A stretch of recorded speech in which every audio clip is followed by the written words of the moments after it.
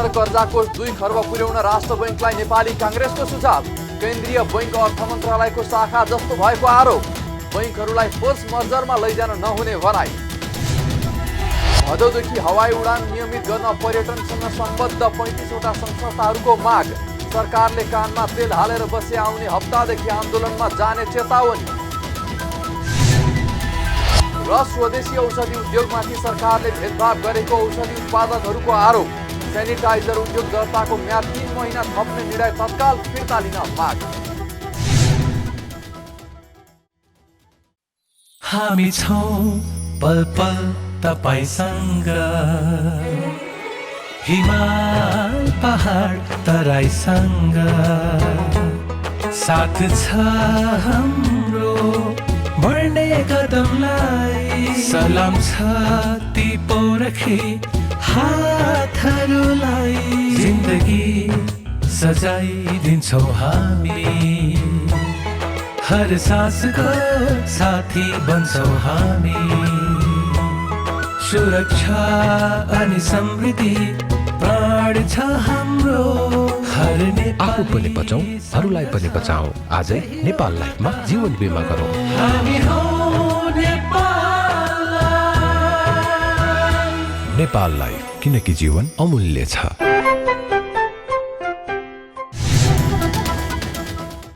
नमस्कार, कारोबार समाचारमा स्वागत छ। अब समाचार विस्तारमा। प्रमुख प्रतिपक्षी दल नेपाली कांग्रेसले आगामी आर्थिक वर्षको मौद्रिक नीति 5 विषयमा केन्द्रित हुनुपर्ने सुझाव दिएको छ। कांग्रेसका नेता एवं पूर्व अर्थमन्त्री डाक्टर रामशरण महत संयोजक रहेको अर्थतन्त्र केन्द्रित विशेष समितिले बिहिबार पत्रकार सम्मेलन आयोजना गरी वर्तमान चुनौतीहरूको सामना गर्न आर्थिक पुनरुत्थान लगायतका विषयमा आर्थिक वर्षको मौद्रिक नीति केन्द्रित हुनुपर्ने सुझाव दिएको हो। समितिले दीर्घकालीन आर्थिक वृद्धि, वित्तीय सुधार, विनिमय दर एवं बाह्य भुक्तानी सन्तुलन र नियमन तथा सुपरिवेक्षण क्षमता वृद्धि गर्ने गरी मौद्रिक नीति ल्याउन पनि सुझाव दिएको छ। पत्रकार सम्मेलनमा बोल्दै समितिका संयोजक एवं पूर्व अर्थमन्त्री महतले कोरोनाका प्रकोपबाट मुलुकको अर्थतन्त्र नै धराशायी हुने अवस्थामा पुगेको भन्दै उद्योगी व्यवसायीहरूलाई आर्थिक राहत दिने कर्जा व्यवस्थापनमा लचकता अपनाउन सुझाव दिनुभयो। उहाँले कोरोनाबाट अत्यधिक प्रभावित क्षेत्रका लागि सहुलियत ऋण उपलब्ध गराउनका लागि पुनर्कर्जा कोषको आकार बढाएर 2 खर्ब भन्दा धेरै पुर्याउनु पर्ने पनि बताउनुभयो। सरकारले बजेट मार्फत पुनर्कर्जा कोषको आकार 1 खर्ब बनाउने घोषणा गरेको छ। पूर्व अर्थमन्त्री महतले बैंकको ब्याज दर एकल बिन्दु अर्थात् 9% भन्दा माथि जान नदिन तथा 3% ब्याज दरमा कर्जा उपलब्ध गराउने व्यवस्था मौद्रिक नीतिले गर्नुपर्ने समेत बताउनुभयो। राष्ट्र बैंकले लो इन्ट्रेस्टमा करिब 3% करिबको हाराहारीको चाहिँ रेटमा लो इन्ट्रेस्टमा रिफाइनान्सको चाहिँ रिफाइनान्स गरिनुपर्छ, पुनर्कर्जाको व्यवस्था गरिदिनुपर्छ। खास गरेर उद्योगको क्षेत्रमा साना ठुला यी सबै चाहिँ उद्योगहरू, टुरिज्मको सेक्टरमा, ट्रान्सपोर्टेसनको सेक्टरमा, एक्सपोर्ट ओरिएन्टेड इन्डस्ट्रिजहरूको सेक्टरमा, कन्स्ट्रक्सनमा, अरू प्रायोरिटी सेक्टरमा जहाँ जहाँ सीमित गर्ने होइन, जहाँ जहाँ प्रायोरिटी सेक्टर छ, जसलाई आवश्यकता छ रिफाइनान्स एभाइलेबल गर्नुपर्छ। रिफाइनान्सको लागि चाहिँ नि 200 अरबभन्दा बढी 200 अरबको कुरा आइराखेको छ, त्योभन्दा पनि अझ बढाएर सकेसम्म बढाएर लो इन्ट्रेस्टमा चाहिँ नि रिफाइनान्स एभाइलेबिलिटी गरिनुपर्छ। सिंगल डिजिटमा 9% सम्मको ब्याज भन्दा चाहिँ नि माथि नजाओस् भनेर चाहिँ नि इन्ट्रेस्ट रेट घटाउने एउटा नीति सेन्ट्रल ब्याङ्कले मौद्रिक नीतिमा अगाडि आउनुपर्छ। पूर्व अर्थमन्त्री महतले वाणिज्य बैंकहरूमा तरलता अभाव हुने समस्या आउन नदिनका लागि मौद्रिक नीतिले तर्जुमा गर्नुपर्ने पनि बताउनु भएको छ। यस्तै उहाँले बैंकहरूलाई फोर्स मर्जरमा लैजान नहुने समेत बताउनु भएको छ। पूर्व अर्थमन्त्री महतले अर्थतन्त्रमा सरकारी हस्तक्षेप हुन नहुने भन्दै मर्जरमा जाने संस्थाहरूलाई ब्याज कर लगायतमा छुटका साथै इन्सेन्टिभ दिएर मात्रै स्वैच्छिक मर्जरमा जान सक्ने व्यवस्था गर्नुपर्ने बताउनुभयो। ब्याङ्क मर्जरहरू चाहिँ नि भइराखेका छन्, त्यसलाई जबरजस्ती फोर्सिबली मर्ज गर्ने होइन र त्यसले क्यापिटल चाहिँ नि पेड अफ क्यापिटल चाहिँ यति बढाउनुपर्छ भनेर हत्त धेरै बढाएको छ। त्यस कारण अब मर्जर हुने भनेको चाहिँ नि इन्सेन्टिभहरू दिएर, त्यसलाई चाहिँ नि इन्सेन्टिभहरू दिएर चाहिँ नि स्वाभाविक ढङ्गले उनीहरूले एउटा प्राकृतिक स्वाभाविक ढङ्गले चाहिँ नि मर्जर गरौँ। तर मर्जर गर्नेलाई हामी चाहिँ नि 1 वर्ष 2 वर्ष यति वर्षसम्म चाहिँ नि उनीहरूलाई चाहिँ नि ब्याज छुट गरिदिन्छौँ, माने के अरे ट्याक्स छुट गरिदिन्छौँ भनेर त्यस्ता इन्सेन्टिभ दिएर चाहिँ उनीहरूलाई भोलुन्टियरी मर्जर होस्। तर जबरजस्ती चाहिँ सरकारले फोर्सिबली मर्जर चाहिँ ब्याङ्कहरूलाई गराउनु उचित हुँदैन। पूर्व अर्थमन्त्री महतले बैंकिङ क्षेत्रको नियामक निकायको रूपमा रहेको स्वायत्त संस्था नेपाल राष्ट्र बैंक अर्थ मन्त्रालयको शाखा जस्तो भएको समेत आरोप लगाउनु भएको छ। उहाँले विकसित देशहरूमा केन्द्रीय बैंक र सरकार बीच दूरी कायम हुने गरेको भए पनि नेपालमा भने कुनै नियुक्ति गर्न पनि अर्थ मन्त्रालयको स्वीकृति नलिई केन्द्रीय बैंकले गर्न नसक्ने अवस्था रहेको बताउनु भयो। सेन्ट्रल ब्याङ्क भने हरेक मुलुकमा एकदमै अटोनोमस अथोरिटी हो, मोनिटरी क्षेत्रको अत्यन्त पावरफुल अथोरिटी हो। मैले अघि नै भने अमेरिकामा राष्ट्रपति र चाहिँ उनीहरूको रिजर्भ ब्याङ्कको गभर्नरको बिचमा पनि चाहिँ कहिलेकाहीँ त्यहाँको टक्कर पर्थ्यो, किनभने चाहिँ सरकारले यो गर्ने भन्ने बित्तिकै उसले गर्दै हिँड्थ्यो, किनभने उसको म्यान्डेट बेग्लै छ, कन्स्टिट्युसनले दिएको म्यान्डेट बेग्लै छ। त्यसकारण चाहिँ तर नेपालमा चाहिँ दुर्भाग्य के हुन्छ भने राष्ट्र ब्याङ्क भने त अर्थ मन्त्रालयको शाखा जस्तो बनाएर राख्ने, त्यहाँ चाहिँ नि के उसमा चाहिँ राष्ट्र ब्याङ्कका चाहिँ कतिपय उच्च स्तरका कर्मचारीहरू नियुक्ति गर्दा पनि चाहिँ अर्थ मन्त्रालयको स्वीकृति चाहिने, यो चाहिने, ऊ चाहिने, अनि निकाल्न सक्ने के अरे चाहिँ सरकारले त्यहाँको चाहिँ गभर्नर निकाल्न सक्ने, अनि उच्च पदाधिकारीहरूलाई पनि निकाल्न सक्ने। त्यसकारण चाहिँ नि प्रोफेसनल अटोनोमी सेन्ट्रल ब्याङ्कको स्ट्रङली प्रोफेसनल अटोनोमी स्ट्रङ हुनुपर्छ र चाहिँ त्यो व्यवहारमा पनि चाहिँ नि एकदम अटोनोमस ढङ्गले चल्न सक्नुपर्छ। राष्ट्र बैंकले भोलि शुक्रबार आगामी आर्थिक वर्षको मौद्रिक नीति सार्वजनिक गर्ने तयारी गरेको छ। पर्यटनसँग सम्बद्ध सङ्घ-संस्थाहरूले हवाई उडान सुचारू गर्न माग गरेका छन्।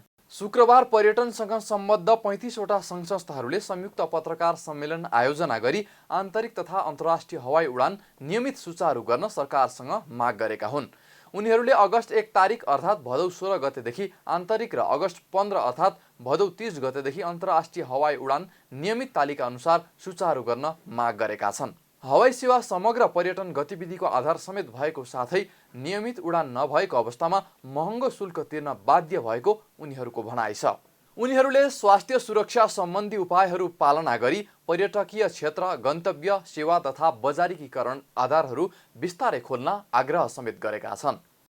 यस अवस्थामा आम पर्यटन व्यवसायी र समग्र पर्यटन समुदायले न्यूनतम आधार तय गरी परिस्थिति अनुकूलका सेवा उपलब्ध गराउँदै उपयुक्त कार्यक्रम लागू गरी बिस्तारै कोभिड-19 सँगै अनुकूल जीवनयापन जनजीवन सञ्चालन गर्नुको विकल्प नभएको ठानेका छौँ। यसै परिप्रेक्ष्यमा अन्तर्राष्ट्रिय अभ्यास र अनुभव समेत हेरी नेपालले पनि नेपाल सरकार, पर्यटन मन्त्रालय तथा विश्व स्वास्थ्य सङ्गठनद्वारा जारी स्वास्थ्य सुरक्षा सम्बन्धी प्रोटोकलको पालना गर्दै निम्नानुसारका सेवाहरू सुचारू गरी अगाडि बढ्न र सोही व्यवस्थाको लागि नेपाल सरकार तथा सम्बन्धित निकायहरूसँग अनुरोध गर्दछौँ। हवाई सेवा समग्र पर्यटन गतिविधिको आधार समेत भएको साथै नियमित उडान नभएको अवस्थामा नेपाली नागरिक महँगो शुल्क तिर्न बाध्य भएको अगस्त 1, 2020बाट आन्तरिक हवाई उडानहरू नियमित तालिका अनुसार सुचारू गरिनुपर्ने, अगस्त 15, 2020बाट अन्तर्राष्ट्रिय हवाई उडानहरू नियमित तालिका अनुसार सुचारू गरिनुपर्ने। यहाँ नियमित तालिका भनेको चाहिँ चार्टर फ्लाइटलाई रोकेर नियमित फ्लाइट उडाउन पर्छ भनेर हामीले यहाँ भन्न खोजेका छौँ। पर्यटकीय सवारी साधनहरू स्वास्थ्य सुरक्षा सम्बन्धी उपायहरू पालना गरी निर्बाध रूपमा सञ्चालन गर्न दिनुपर्ने। अब अहिले चाहिँ नि लकडाउन भनेको छ, रातो प्लेटको गाडीले चाहिँ भाडा उठाएर चाहिँ नि पर्मिट लिएर टुरिस्ट बोक्न पाउने, अनि हरियो प्लेटका गाडीले चाहिँ नि पर्मिसनै नपाउने, यो अवस्था चाहिँ नि अब सिडिओ कार्यालयबाट चाहिँ नि हामीले पटक भोग्नु परेको र हरियो प्लेटको गाडीलाई कुनै पनि पर्मिट नदिएको अवस्था यहाँहरूलाई पनि म जानकारी यहीँबाट गराउन चाहन्छु। त्यसै कारणले यदि पर्यटक गाडीहरू सार्वजनिक यातायातमा गनिन्छ भने सार्वजनिक यातायातको सरह पर्यटक गाडीले पनि पर्यटक बोक्न पाउनु पर्यो, प्यासेन्जर बोक्न पाउनु पर्यो भन्न खोजेको हो। उल्लेखित सेवाका साथै पर्यटकीय क्षेत्र, गन्तव्य सेवा तथा बजारीकरणका आधारहरू बिस्तारै सुचारू गर्दै नेपाली पर्यटनलाई गतिशील तथा चलायमान बनाउनेतर्फ तत्काल पहल गरिनुपर्ने।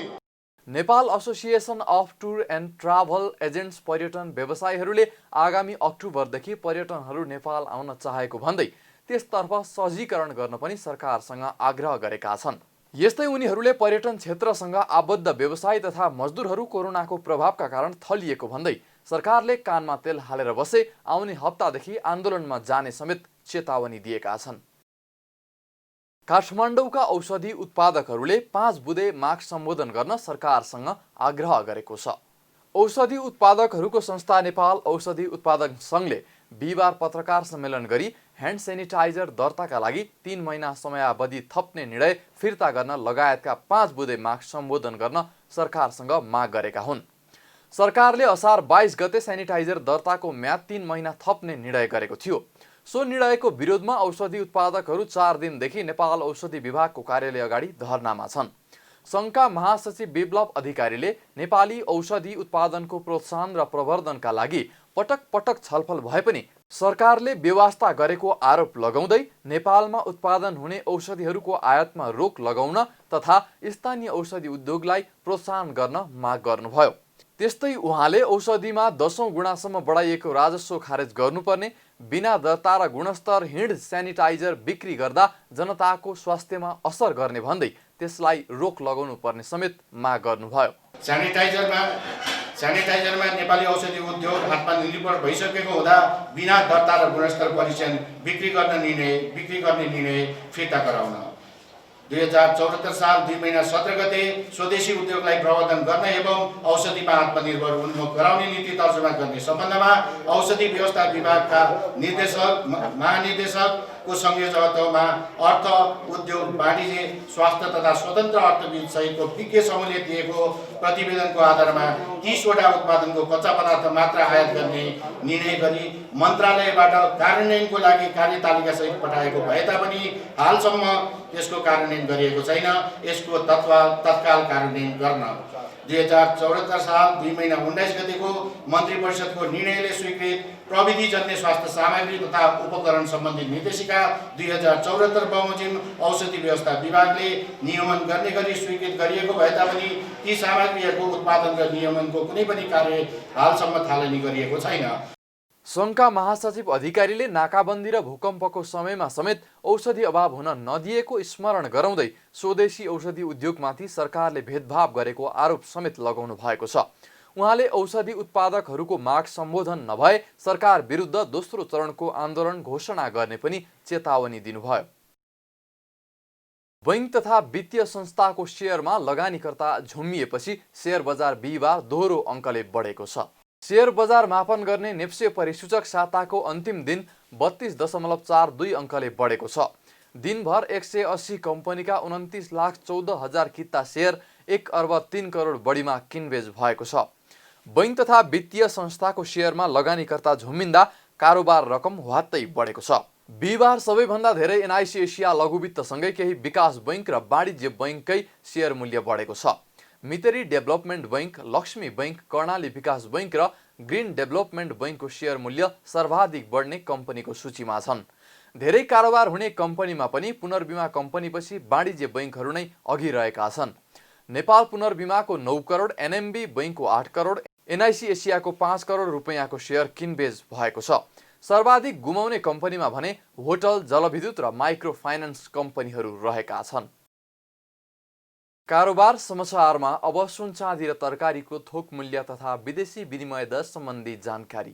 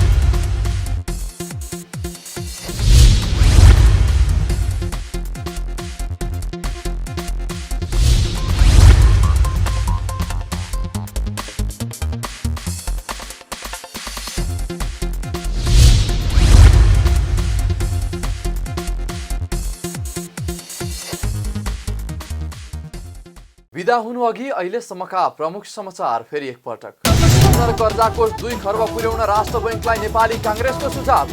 केन्द्रीय बैंक अर्थ मन्त्रालयको शाखा जस्तो भएको आरोप। बैंकहरूलाई फोर्स मर्जरमा लैजान नहुने भनाई। भदौदेखि हवाई उडान नियमित गर्न पर्यटनसँग सम्बद्ध 35वटा संस्थाहरूको माग। सरकारले कानमा तेल हालेर बसे आउने हप्तादेखि आन्दोलनमा जाने चेतावनी। र स्वदेशी औषधि उद्योगमाथि सरकारले भेदभाव गरेको औषधि उत्पादकहरूको आरोप। सेनिटाइजर उद्योग दर्ताको म्याद 3 महिना थप्ने निर्णय तत्काल फिर्ता लिन माग। कारोबार समाचार सकियो। हामीलाई बिदा दिनुहोस्। नमस्कार।